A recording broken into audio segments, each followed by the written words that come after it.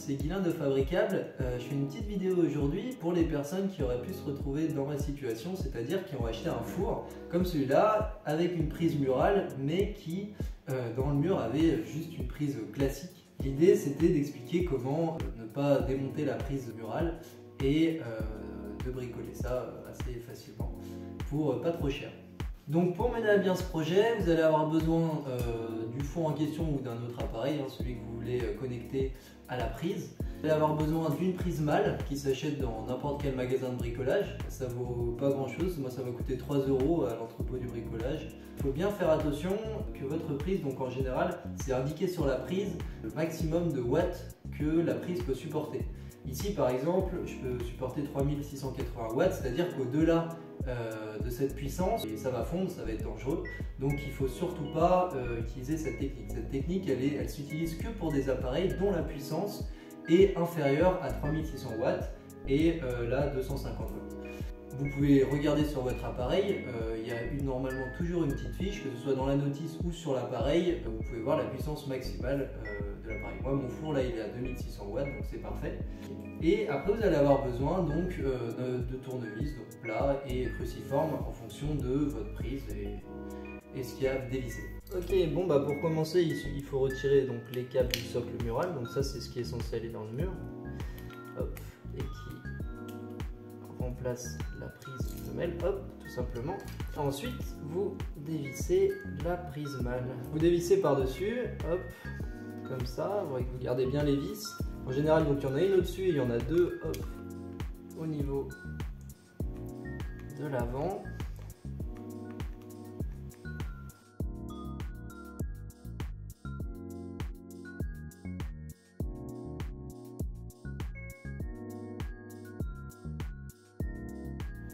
Alors, une fois que vous avez ouvert la prise mâle, vous voyez qu'il y a ici 3 trous dans lesquels vont rentrer les 3 fils électriques. Il faut bien se rappeler et avoir en tête que le fil électrique terre, qui est celui de couleur jaune et verte, c'est toujours celui qui sera de couleur jaune et verte, il va au milieu. Et ensuite, la phase et le neutre, donc le marron et le jaune et le bleu, pardon, vont aller sur les côtés, à n'importe quel côté, ça a peu d'importance. Le plus important, c'est que la terre soit bien au centre. D'abord, insérez le capuchon. Vous l'insérez là, hop. Vous rentrez l'ensemble de vos fils électriques. Comme ça, hop.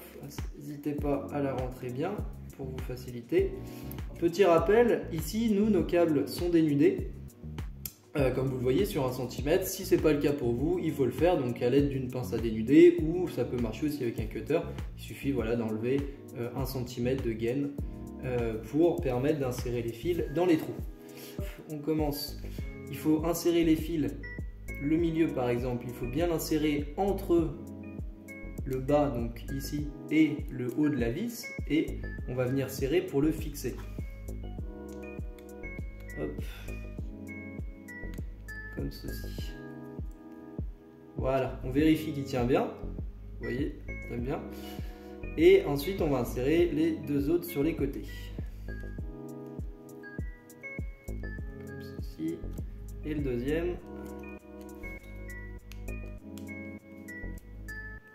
Voilà. Donc on vérifie que tout tient bien. Il ne s'agit pas que ça s'enlève. Nickel, tout va bien. Et donc maintenant, on vient, hop, remettre le socle comme il faut. Et on n'a plus qu'à remettre les vis.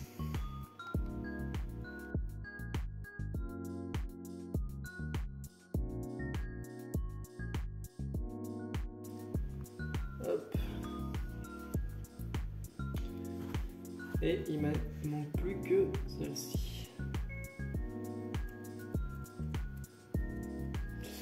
Voilà, et maintenant, l'instant de vérité, on va la brancher, on va regarder si le four fonctionne. Hop.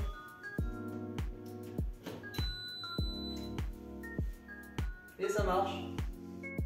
Merci d'avoir regardé, j'espère que ça vous a plu. On se retrouve très bientôt avec de nouveaux tutos pour apprendre ensemble à faire soi-même, dans lesquels voilà, on va vous montrer des astuces pour bricoler. Merci beaucoup d'avoir regardé. Si ça vous a plu, n'hésitez pas à laisser un commentaire ou un petit pouce, ça fait toujours plaisir.